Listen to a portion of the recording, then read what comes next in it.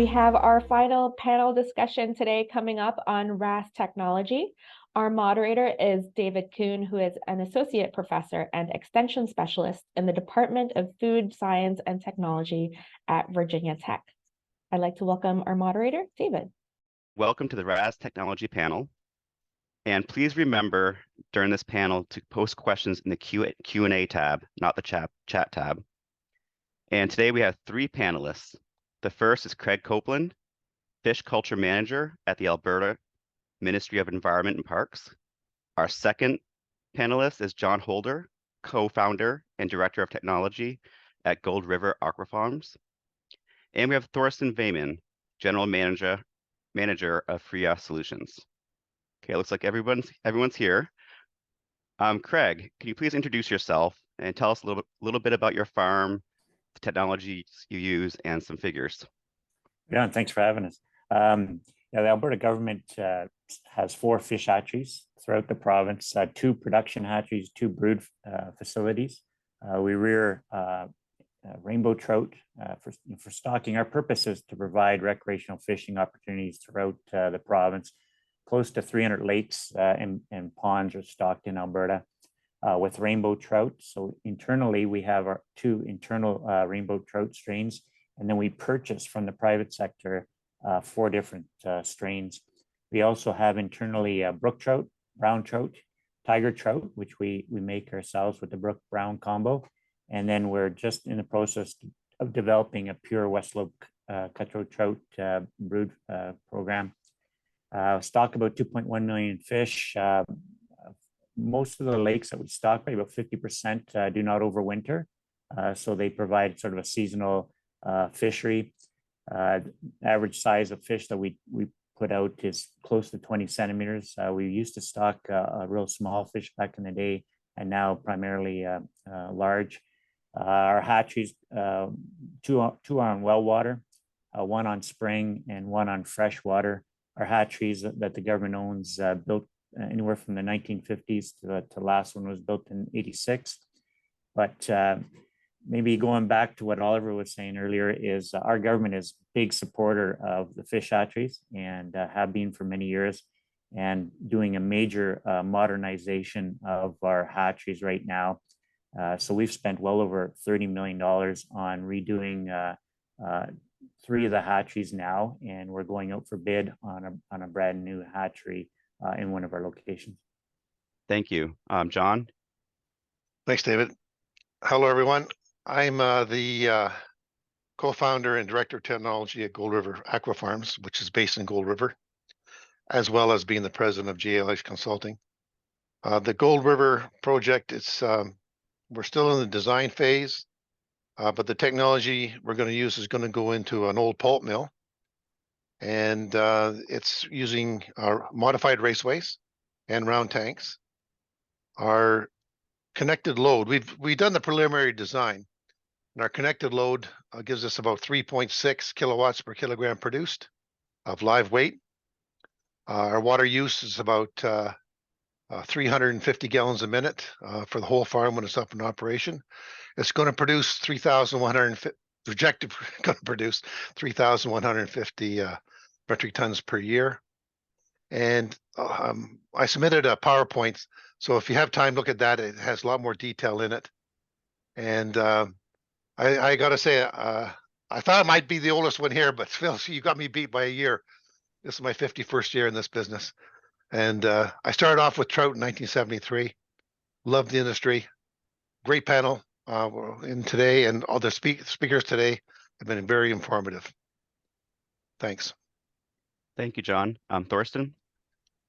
Yeah, thanks for being here. I'm the manager of FREA and FREA Solutions. So we run a number of rainbow trout farms, as well as having a company that are building and supplying complete RAS farms for rainbow trout. In our indoor trout farm, we produce about 2,200 to 2,400 metric tons of rainbow trout annually, and we've been doing that since 2015. The majority is sold as portion size, so 400 to 600 gram live fish, and the rest is sold for fingerlings for export, both for other RAS farms or for cages.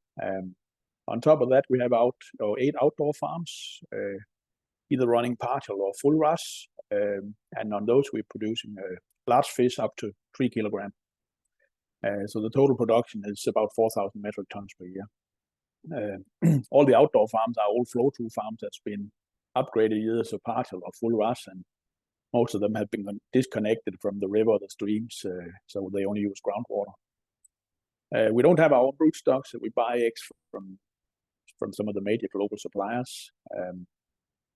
We maintain a pretty good FCR on our indoor farm because we make the smaller fish, so that's about 0.9 in average for the year. And we run recirculation of 99.3%.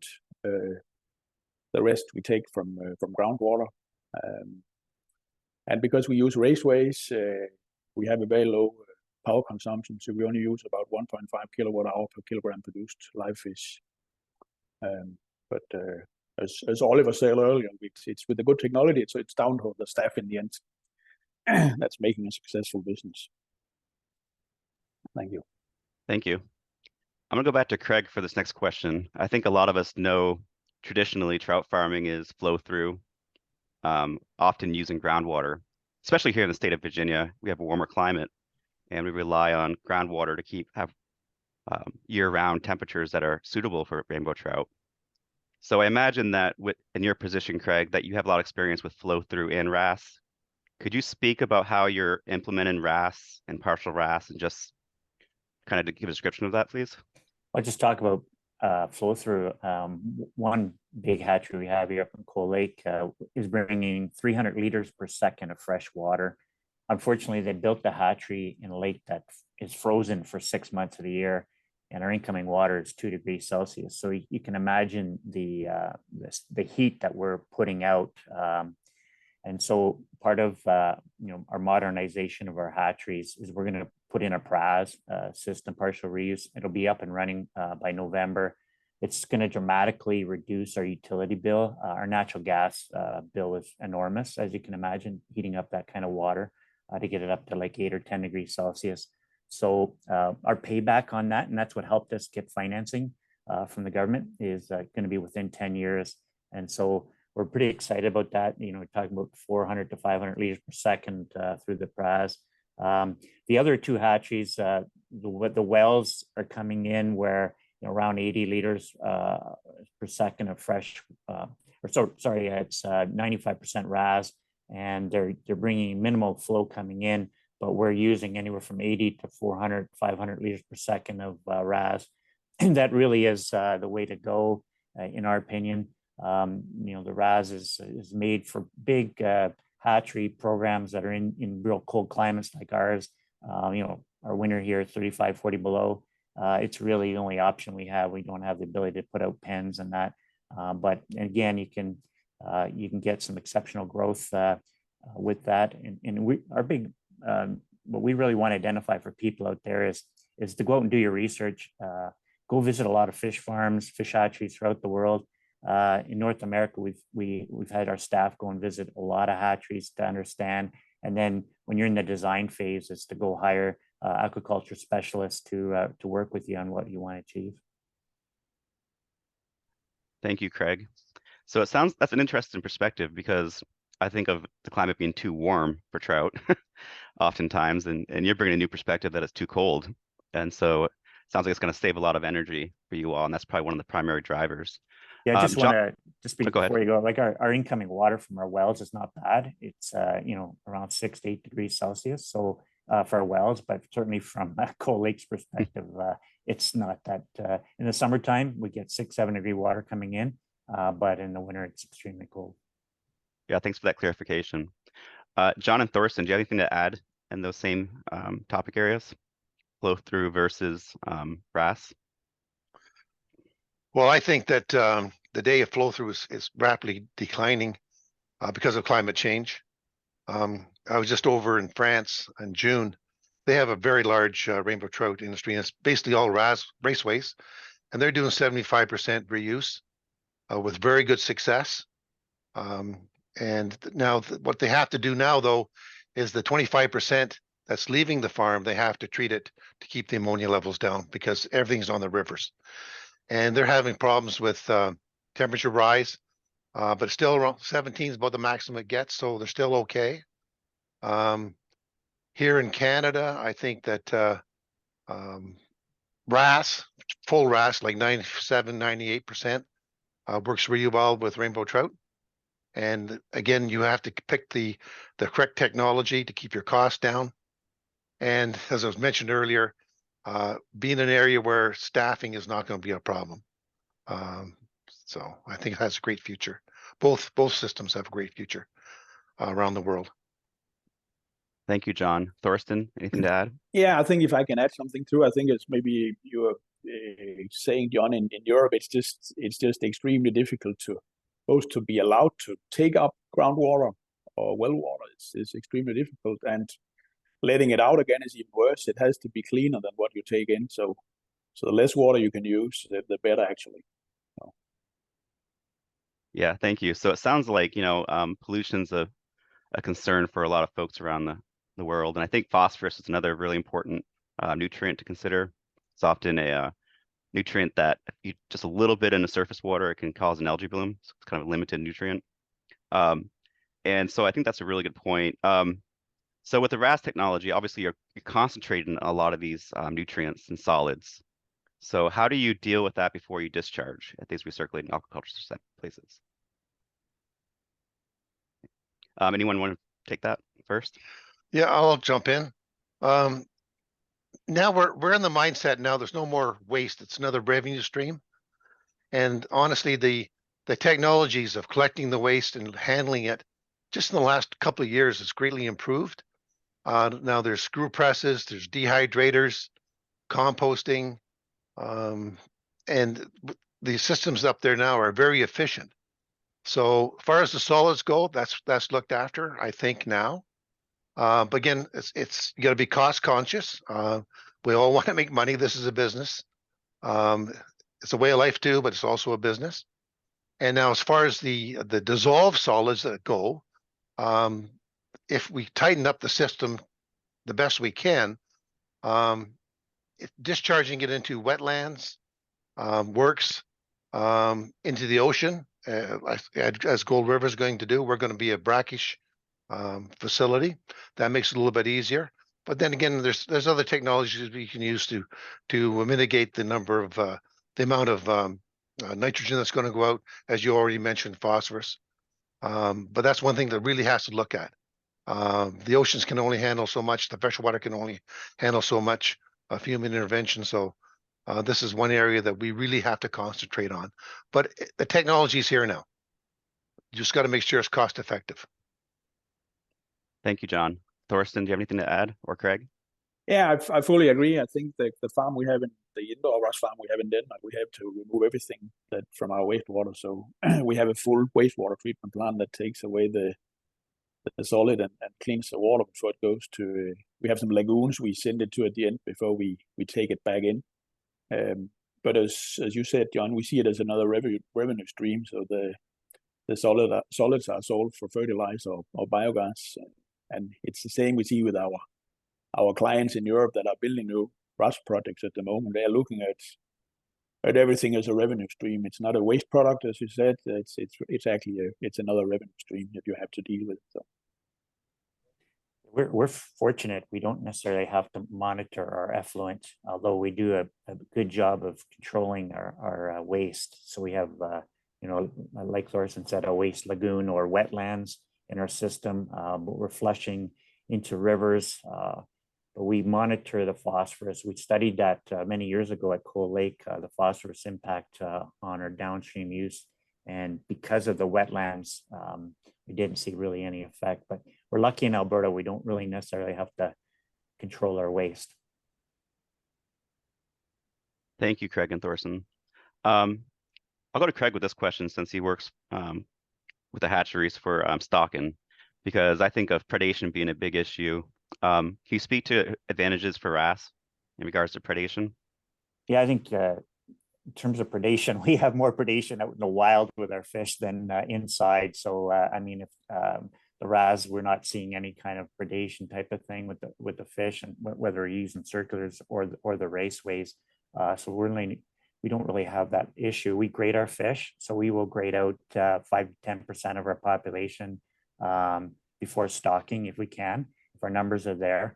But otherwise, in terms of the systems, we rarely ever have any disease outbreak inside our facilities, even though we're on water, whirling disease waters in some cases.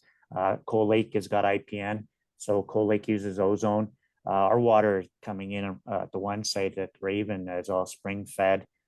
So we don't have a lot of predation, but in the wild, we certainly got a lot of predation from a lot of birds that love to follow our trucks around. Cormorants is our big predator, and seagulls and that, but predation really is not a big problem for us. It's funny you mentioned birds following your trucks. I think of down here, a lot of people try to follow those trucks. Yeah, we get those two-legged predators too. John and Thorsten, do you have anything to add about predation, or as Craig was getting to biosecurity? What are your thoughts with RAS versus flow through? Well, in the RASs that we design at JLH, everything's inside basically, and it's predator proof. And we treat the incoming water. If it's well water, we usually use UV, maybe a little bit of ozone. And we also buy disease-free stock, or eggs, I should say. We never bring in fingerlings, just disease-free eggs. So predation is very little, well, non-existent really. Mm-hmm. Thorsten, any more comments about biosecurity? Yeah, same here. I mean, yeah. I think we, coming from an old style trout farmer connected to the streams, there was a lot of diseases, and now with the indoor RAS, we haven't, the only disease we've had in the 8 years is the cold water disease, which is coming in with the eggs. Other than that, we haven't had anything. So I think the fact that it's disconnected from any streams or anything like that, it helps a lot. And then of course also the general biosecurity in your farm, making sure that you don't have everybody running around in and out, and also having safety around you, what you bring in, like you said, John, disinfect your eggs or buy disease-free eggs before they get in. Making sure your staff is changing the footwear. Also, I don't know if we're getting into the biosecurity issue, but one thing we've changed from how it was or used to be is that we used to have a company come and collect the dead fish. Now we handle them themselves because we don't want that company to come on our farm because they might bring diseases from other farms, even they're outside. We just don't want them to be at our location. So. Yeah, let's stick with biosecurity a little bit. Craig, how do you deal with biosecurity with your farms, and how does RAS help you with that? Well, everything is separate equipment everywhere. So really strict protocols in terms of equipment going in certain rearing areas in the buildings. So inside facilities, there's foot baths with Quat Plus that we use. So real, very strict standards, protocols are in place. Even when we go and stock the fish out in the lakes, we all use separate, an individual stocking hose for every lake. So we buy disposable fish hose. And so it's just one and done. And that's primarily because of whirling disease. It's so prevalent now in our province now in southern Alberta. But like the guys are saying, disinfect the eggs when they come in from the different facilities, especially when we're buying them in private. Everything is certified disease-free eggs from their different sources that we buy. So just follow the same protocols. We're trying to be as chemical-free actually inside the facility as we possibly can. But still, we do still treat the eggs a little bit for fungus and that, but pretty tight protocols that you have to in this day and age. Yes, good points. So kind of going backwards a little bit, I'm thinking about source water. So you have sources that come from land, lakes, streams. You can have source waters that are groundwater. And so when you have RAS, obviously you don't need as much source water. So I was wondering if you could talk about the issues you've encountered with source water, or how you deal with that at your RAS facilities or current facilities that you operate. Go ahead, Thorsten. Well, as I said, the source water we use is groundwater, and we don't have any disinfection. Actually, it's pretty good. We do a degassing, and then we have some iron we have to remove, but that's basically about it. So So it's fairly easy for the indoor farm. Some of the outdoor farms, obviously, it's a bit different. If you take it from a stream, then we do have to treat it in some ways. So when you degas, are you degassing for nitrogen and then removing ions yes. like iron, probably? Yeah, exactly. Okay. John, anything to add? Yeah, well, I prefer borehole water or well water, of course. And then there are some leaky aquifers from my experience. They do have some viruses and bacteria in them. One case was Vibrio and furunculosis was in the source water. So I like to treat with ozone and then UV afterwards before it comes in. And again, as mentioned earlier, it's small volumes of water when you do RAS. And then if by chance we're using river water or lake water, we use sand filter, then ozone and the UV, just to make sure. And there's fail safes. If the power goes off, everything shuts down. And then it's timed, everything comes back on, like especially your UV light comes back on, then the water starts to move through. Because the last thing you want is a disease in your RAS system. And another thing we do for biosecurity is modularize a lot of things, keep things separate. Every stage is basically kept separate. Even the grow sections are their own modules and very strict protocols. Like it was mentioned by Craig, separate equipment for each module. And when people come in, no street clothes. They go into the farm boots, and some places even use coveralls just to be extra secure. That's very important. Yeah, thank you, John. Craig, anything to add? Yeah, well, sort of go through the site. So at Cold Lake, of course, it's sitting on an IPN virus water body. Hatchery was built strictly for politics back in the day. So we treat that water, filter it, and then ozonate, like I said, 300 liters per second. We've been doing that for close to 25 years now with great success. The well water, probably the kind of the big flag for us will be is the drought that we're experiencing in southern Alberta.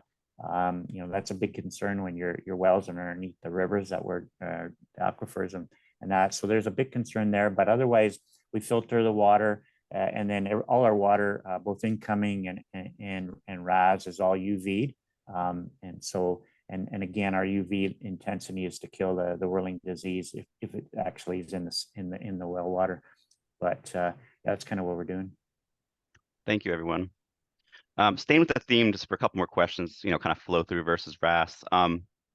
We know we have a person that stocks fish. We have two folks that deal with food fish. And so I guess this question, let's go to John and Thorsten first, because I'm talking about food fish, because what you're doing is marketing the fish for consumption. And so when I think of flow through systems, there's very little chance for off flavors like MIB or geosmin, where with RAS, you can accumulate some of those compounds in the water, and it may come from the biofilters or whatever. But can one of you please start off and speak about food quality in RAS? Well, what we do in our systems is, yes, off flavors, you don't want to even have it once, because that just ruins your reputation. So what we basically do, we purge our fish. Now, the nice thing about Gold River, we can purge them in salt water or brackish water, which really helps get rid of the off flavor bacteria. But now that takes a lot of water. But what we also do, our purge water, that's the water we use for our grow out system. So it's not wasted water. And so usually a 5 to 7 day purge, and we like to keep them, that's maximum. And we like to keep it down fairly cool, like 10 degrees C, 8 to 10 degrees C, just to preserve, slow down the metabolism so we don't lose a lot of body weight. And I know some people are very sensitive to it, other people's aren't, with the off flavor. So try to find a person that's very sensitive and do your tests before the fish go out, just to be on the safe side. So what do you do? Cook the fish and then just smell it, taste it? Taste it, yes. Taste yeah, it. that's very important. I have a medium sense of it, so don't ask me to do it. But try to find somebody that that's really sensitive to it. But you're right. One bad fish can ruin a company's reputation, or even the farm trout industry reputation for some folks. That's you know. correct. Yep. So it's very important. Very Thorsten, important. anything to add? Yeah, I think that two things. As you're saying, that one bad fish can really ruin their reputation. And in Denmark, Northern Europe, we have a reputation to recover from. That's why most trout are smoked, because rainbow trout raised in old farms used to taste of mud or flavor. So that has a bit of that reputation. So we have to show that we can produce good tasting trout to overcome that issue. and then, as John said, we do the same. We have a purging section, and that's where we take in all our fresh water.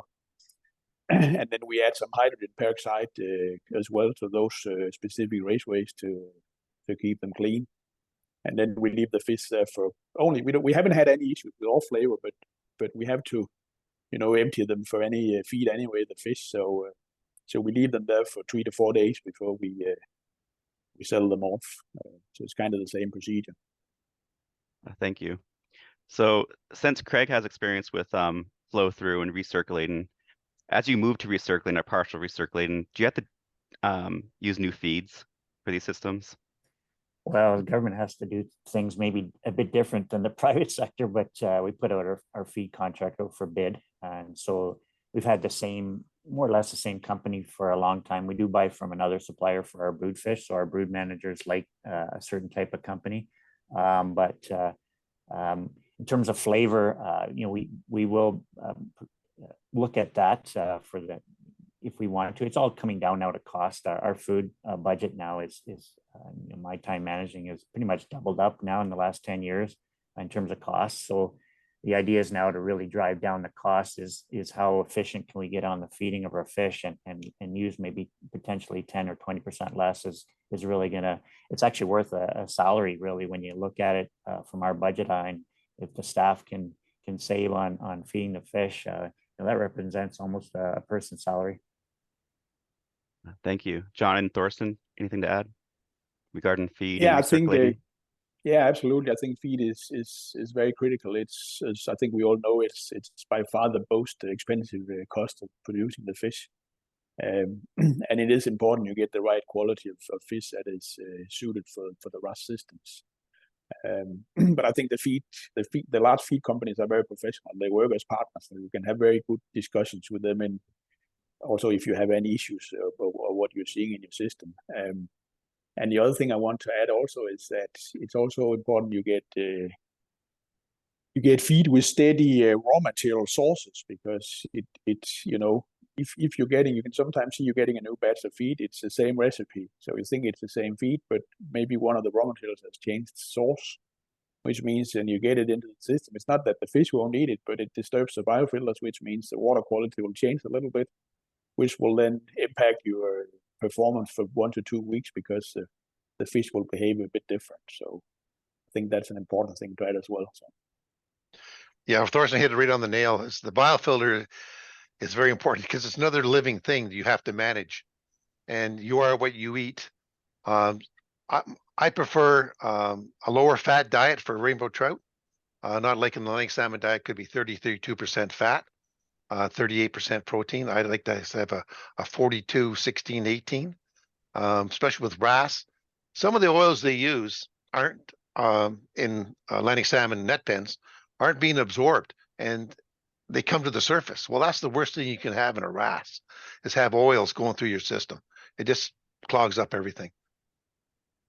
So it's very important. But the feed companies are very good right now. They realize that RAS is here to stay, and they're accommodating us with very better diets than they were 5 years ago. So it's great. That's great to hear that the feed companies are working with you all to really fine tune it for RAS. That's really important. So I just have one last question about temperature. Do you have any recommendations for folks in the South or mid-America or warmer climates around the world? How do you implement RAS and cool the temperature down? Is there any strategies that you can recommend?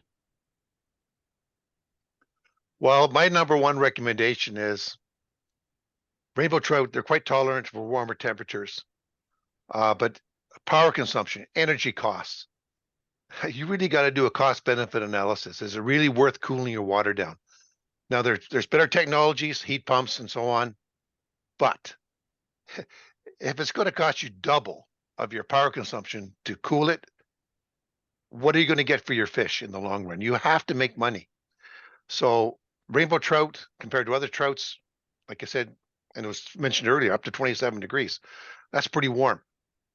So look at others, to be quite honest, I know this is a trout summit, but look at other species that instead of rainbow trout or whatever, it comes down to cost. And we all know what's happening down in Florida. It's just costing way too much money to cool that water, in my opinion. Yeah, you're talking about the salmon facility, correct? Yes. Yep. All right, switching gears, going a little more technical for a little while here. Let's talk about the production tank. We have circular tanks, we have raceways, mixed cell raceways, all sorts of different technologies we can implement, where really the hydrodynamics comes in play. Is it circular, laminar flow, all those kinds of things. Could each of you speak about those different tanks or why you chose what kind of tanks you use? And John, you can start us off on that. Okay, well, for Gold River, we're going what I term the RAS way. Mixed cell raceways, I think that's sort of a misnomer because the original mixed cell raceway was a longitudinal tank where all the water went out of the bottom. Now I started off in raceways in 73. I think they're great. But back in the old day, the top 2/3 was used, the last third wasn't used. So what I use now is a modified mixed cell raceway where you have laminar flow as well as circular. And we can still have the virtual circular tanks within the raceway system. And we can get enough current by the spray bars and the nozzles. It's all engineered that for different species we can make sure that we have good cleaning within 2 minutes. You know, all the feces is out of each cell, and the water quality in the top is the same as basically as the last cell. Now that's and they can be different sizes and lengths, depths, but it's all engineered to work properly. Also, circular tanks. There's nothing wrong with circular tanks if they're not these mega tanks. Some of these tanks, you know, they're 30 meters wide in diameter. It's crazy. Some are 24 meters, 12 meters. I think something that's maybe 15 meters is plenty big enough for a circular tank. It's manageable. But there's all different kinds of technologies, and it's up to your staff or your manager, whatever they're most comfortable with, and the species you're growing. Trout do well in both circular tanks and raceways and mixed cell raceways. Thank you, John. Anything to add, Thorsten or Craig? Well, I think we obviously our system is made with traditional raceways, and I think they work well for trout. It's cheap to build, but it's low water velocity, so it doesn't work well for other species that need higher water velocity. And of course, you have to make sure you have enough movement so you don't have any slots of feces collecting at the bottom. That's of course the risk, but other than that, I think it works great for us. You have fresh water coming in one end and the dirty water going out the other end. And because we have the fairly low velocity, we collect the slots at the end of the raceway with slot cones, so we can avoid the drum fillers to take out the particles, which is another cost saving both on capex and opex. Yeah, we've got a mixed bag in the Alberta hatcheries of everything. So Coal Lake, they got the old raceways. We're going to keep them, and our incoming flow into the raceways is going to go up by 200% now. That's going to hopefully flush out the raceways a lot better than what John was referring to in some of his design.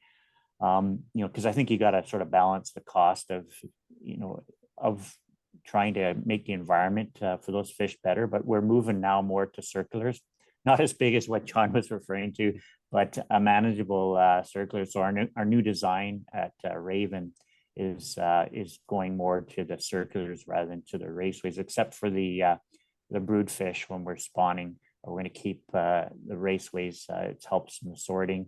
we have a hard time with the big circulars sorting the brood fish. So we do, in our new design, we still have some raceways. Thank you. Good perspective there. At least trout are very tolerant to different tank orientations and hydrodynamics. So I'm going to ask a couple questions about filtration processes that you all use. I do want to move on to the Q&A. It looks like we have some questions in there, and I really want to engage the audience. But as you all know, the fish excrete fecal material as uneaten feed, and you have ammonia waste. And so we need to use biofilters to remove the ammonia, convert that to nitrate. We need solid filtration to get rid of solids, and degassing, add an air oxygen back to the water. And we have things like disinfection. Let's just go around the panelists and kind of describe what technologies you use and why. And Thorsten, if you'd like to start. Sure.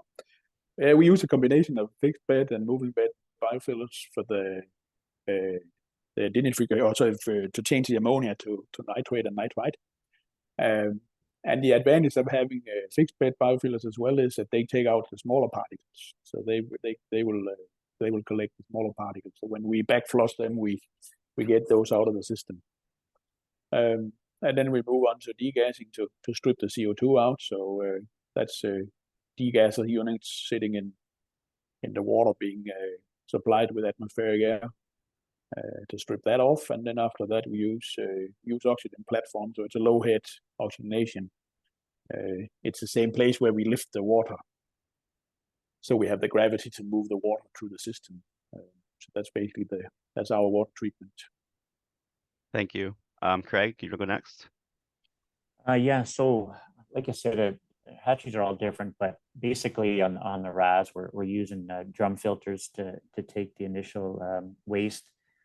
We're trying as best we can as we're modernizing our hatcheries to try to keep standard equipment so that all the hatcheries are utilizing the same type of equipment, using the same kind of supplier for all our UV lights on the incoming water from fresh, and then in the RAS system, using the same type of company, and just depending on the amount of flow you're talking about, what type of product they're going to sell, and then injecting oxygen into the water. But the moving bed biofilter is kind of where we've gone on some of the hatcheries.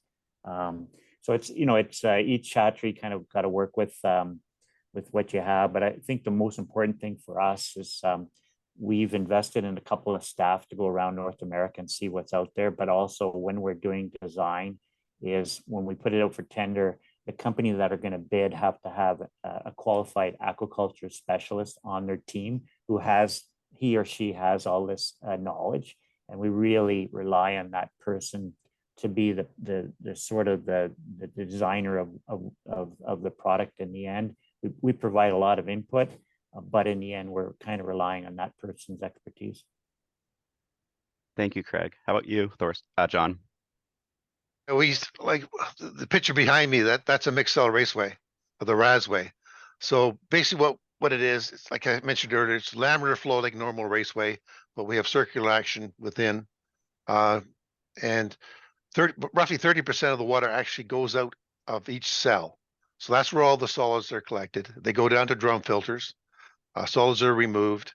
Then it goes through the oxygenation system. We use an oxyflow from France. It's like a low head oxygenator, but it does require 0.25 to 0.5 bar for it to work.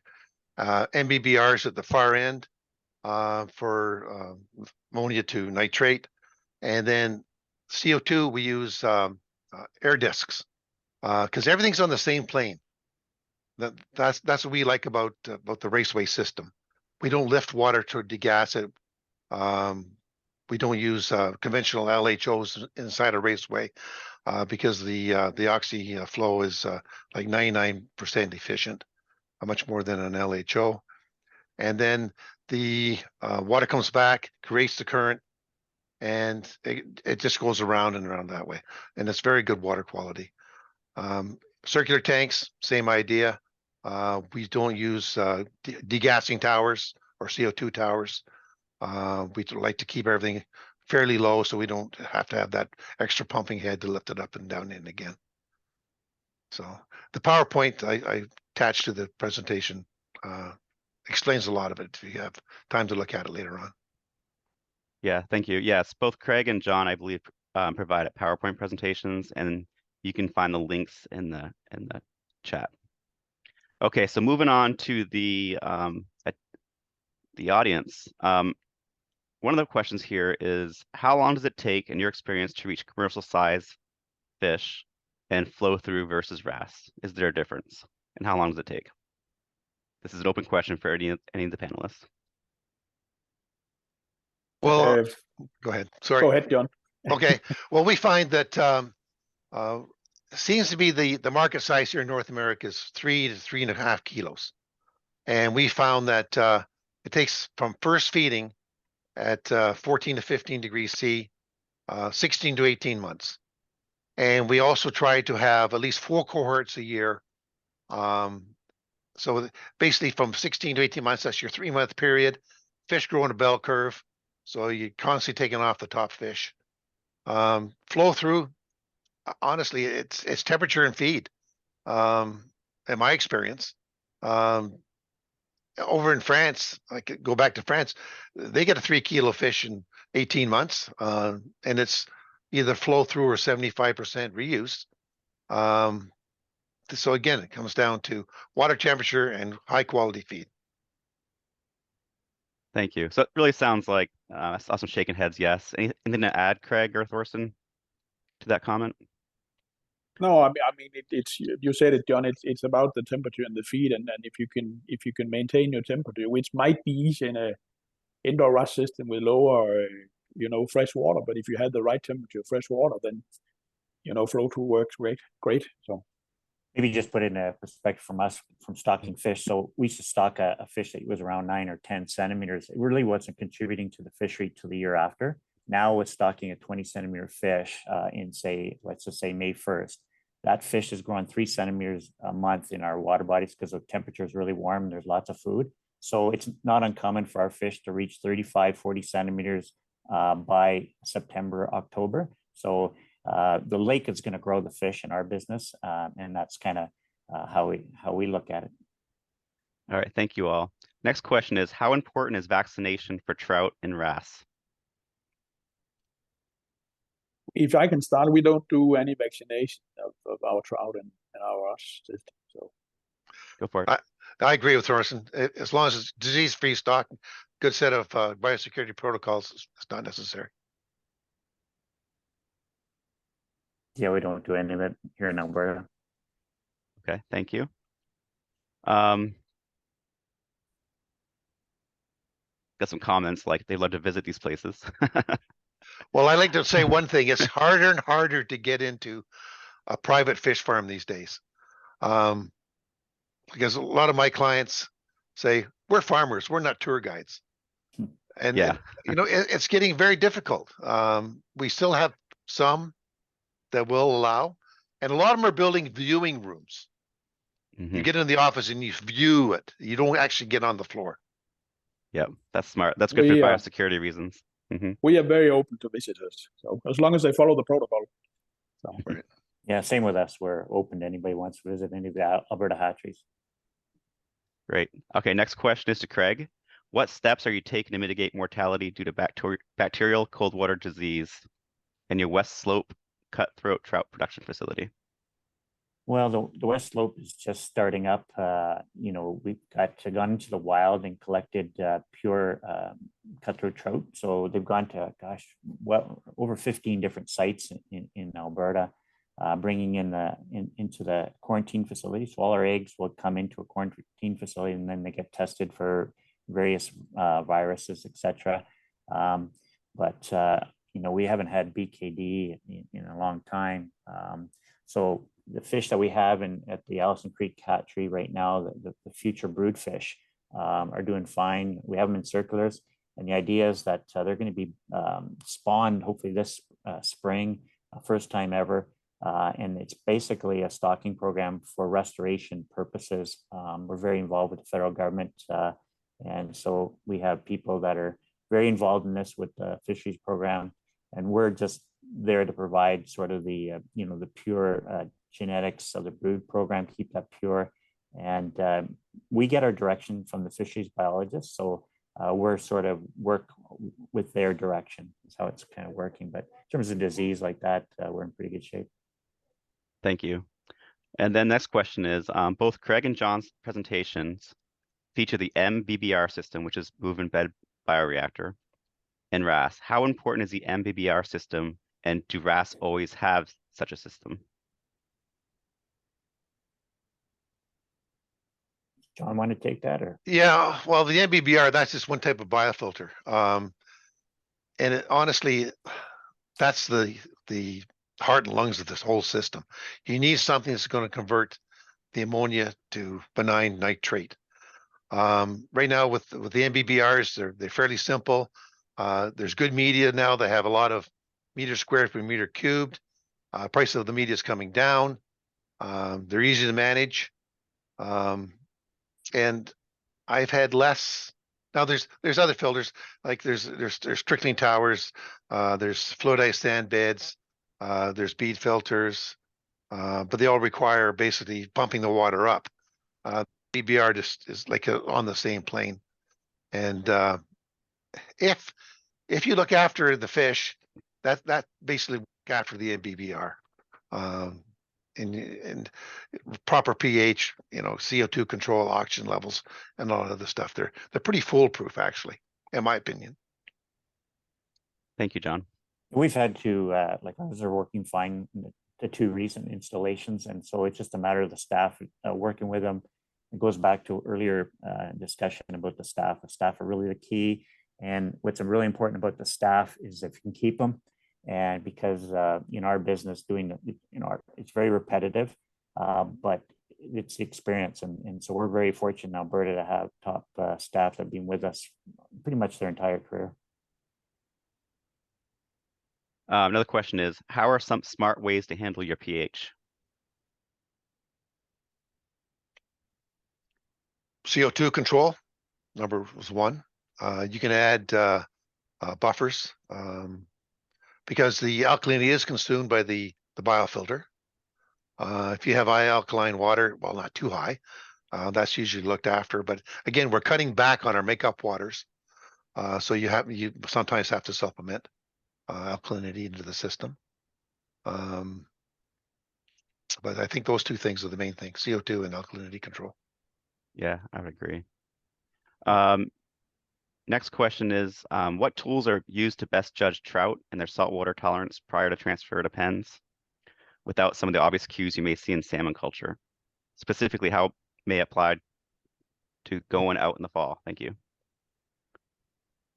So to pens, probably out to the wild. I think those kind of questions. We sell a number of fingerlings to net pens, and they come from our system is completely fresh water, so they go straight into the pens without any issues. I find that the size is size dependent. Yeah, true. Yeah, when we were putting out a rainbow trout into the salt, they had to be at least 100 grams. Had to be at least that to have good success. Thank you. I'm going to keep moving along. We're going to go maybe a minute over, so I'm going to get some of these questions out. How do you see artificial intelligence playing a role in operations of RAS in the future or now? Huge. Great. I like that. Okay. Could any of you speak about tank depth? Yeah, well, we use the classical ratio, 3 to 1, maximum of 5 to 1. So that's 5 diameter, 1 depth. So if the tank is 5 meters, divide that by 3 to get your 1.5 to 1.67 meters deep for good hydraulics. And some of these big tanks, they're 30 feet deep. Well, it just gets, you can't handle it. So I think that the maximum depth is 15 feet for me in a round tank, and a raceway, I think 8-9 feet max on a raceway. But then they have to be 24 feet wide too, right? Yeah, we have raceways that are, what are they, 2.7 meter deep and 3 meter wide. Yeah, that's a plug flow. Exactly. Yeah, so that's no problem. Yeah, it's different. Yeah. I'm talking about I know, yeah, Yeah. with the circular flow. Yeah. So if you have a disease outbreak, there's a couple questions about disease outbreaks and disinfection. During a disease outbreak, is there any disinfection strategies you implement to kind of deal with the water column? Basically, anything you use is going to kill off your biofilter. Prevention, proactive, don't be reactive.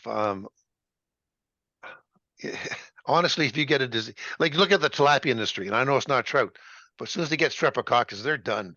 No matter what you do, you basically got to clean it out, chlorinate the heck out of it, let it fallow, then start over again. So this is something you do not want to do. Work your butts off to make sure that everything is kept clean, a good set of standards of practice. Fish are easy, people are hard.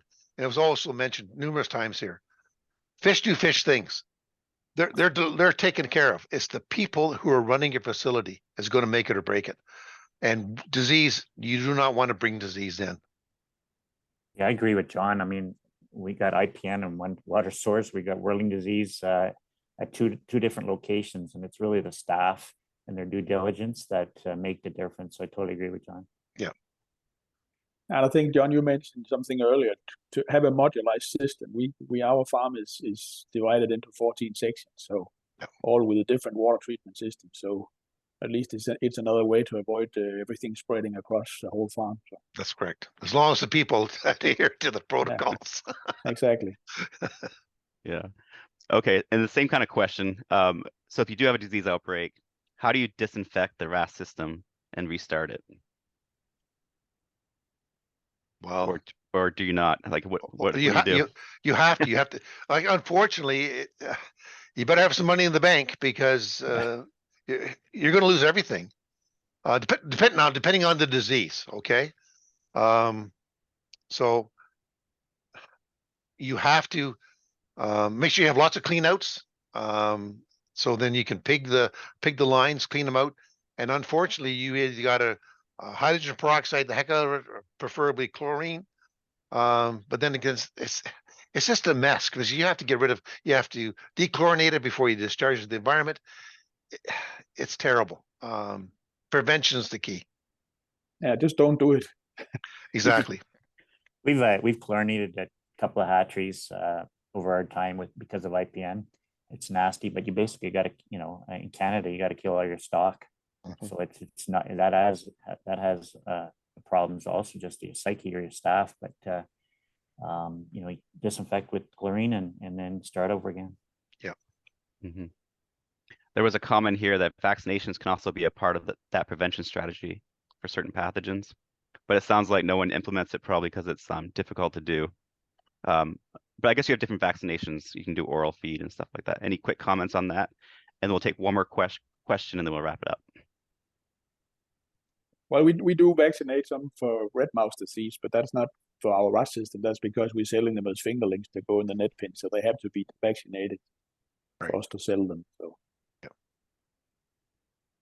Okay, thank you. And the last question, what would you see for improvements in the mechanical filtration in RAS farms? On all my years, I still like the drum filters, but there's settle decks, so there's other things that you can use. But I still like the drum filters. I'm waiting for an air blade to clean the screens off because they do use a lot of water. Yeah. So. Yeah, the advantage with those would be the smaller footprint and capturing small solids and. Yeah, and also we use what they call the valve, the vacuum airlift. It's very good for taking out the very fine solids. I find it more efficient than a foam fractionator. It does the same basic thing, but it seems a better job of keeping things clear. I would just jump on the drum filters. I mean, when you look at our hatcheries that were built in the 80s versus the new technology, I mean, the drum footprint is pretty minimal. Yeah, versus radial flow separators and settle-in basins. They also remove smaller particles. Is that correct? They're good, but they're flow restricted. Because they can be anywhere from a meter to 3 meters, right? So as soon as you get past the 3 meter mark, that's 10 feet, that it just becomes too cumbersome. I think just that one point I want to add is whoever's going to get into this business, just make sure that your maintenance people can actually get to the equipment, Right. whether it's with overhead cranes or whatever, but just getting the equipment out, because I think new technology doesn't last like the old days. Getting to the equipment is also pretty important when you're designing a hatchery. That's a really good point. Any final comments from John, Thorsten, or Craig? Yeah, I'd like to say something real quick. 5 reasons to raise steelhead. Number 1, high and growing demand. 2, abundant disease-free ova. 3, well suited for controlled environment aquaculture. Number 4, institutional knowledge. And 5, environmentally sustainability. And the 6th one is they taste better than Atlantic salmon. Nice plug.